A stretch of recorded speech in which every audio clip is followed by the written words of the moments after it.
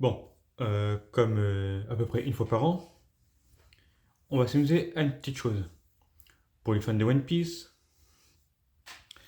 c'est quelques petites théories. Et ces théories, je les ai écrites suite à un post sur Facebook et je me suis dit, on va s'amuser. Certaines théories, elles sont complètement au sol, mais bon, c'est juste pour rigoler. Mais il y a quand même une base. La base est la disparition de Lily et en gros le personnage de Luffy. Il n'y a rien de bien compliqué que ça. Ce sont des théories. Certaines euh, pourraient s'approcher de quelque chose de réel. Comme la théorie sur Brooke que j'avais fait l'an dernier. Bah apparemment, on y est presque. Suite à l'apparition de Gonko, on est à peu près dans ce que j'avais prédit. Après, avec l'histoire de Kuma, race de l'ancien royaume dans One Piece, on y est. Avec les boucaniers. Euh, Bon, après, bon, l'histoire de Xebec, apparemment, je me suis trompé. En même temps, c'était juste pour rigoler. Pour Frankie, le secret, apparemment, ce serait bah, son père qui serait Queen. Là aussi, j'ai à peu près bon la dernière fois.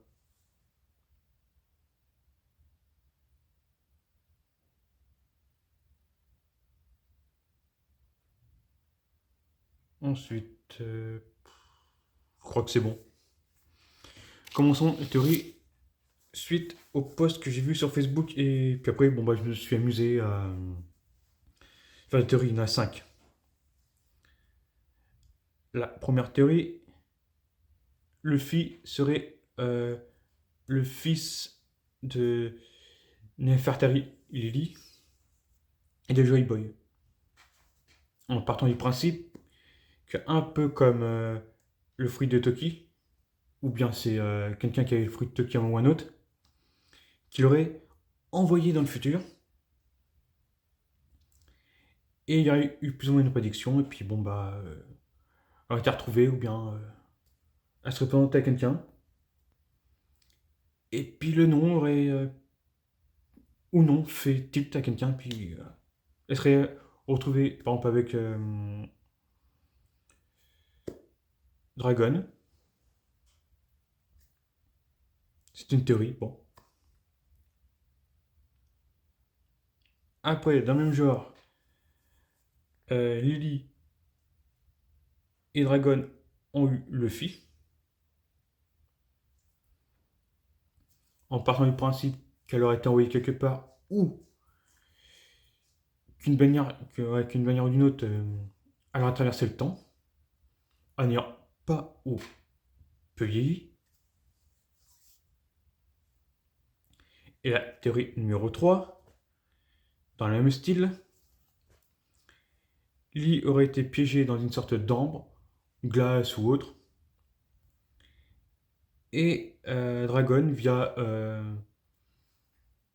bah, en parlant à Vegapunk, ils ont parlé, ceci, cela, comme quoi que il y aurait quelqu'un qui serait piégé quelque part, d'une manière ou d'une autre, ou qui doit arriver quelque part.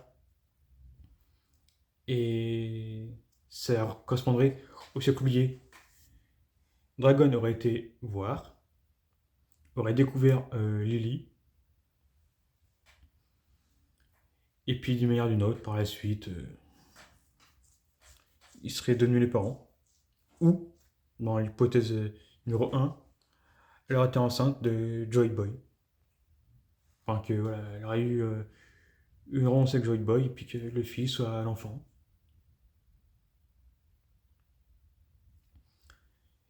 Théorie numéro 4. Partant du principe que Lily est la mère de Luffy, ce qui est actuellement une pure théorie.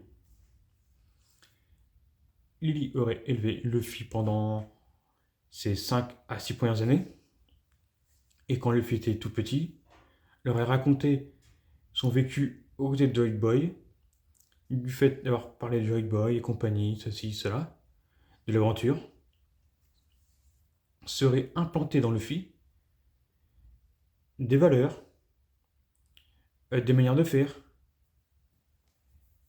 et par la suite, avec l'apparition du fruit de Nika, qui était le fruit de Joy Boy, le fruit aurait reconnu en Luffy la personne avec qui elle était attachée avant, expliquant ce lien puissant entre les deux. Et pourquoi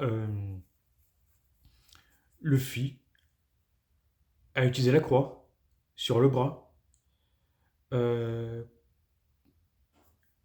Puis je sais pas, moi, par exemple, le fait d'être un fonceur, un bagarreur, quelqu'un de malin, qui est tout le temps en train de sourire, enfin qui sourit tout le temps.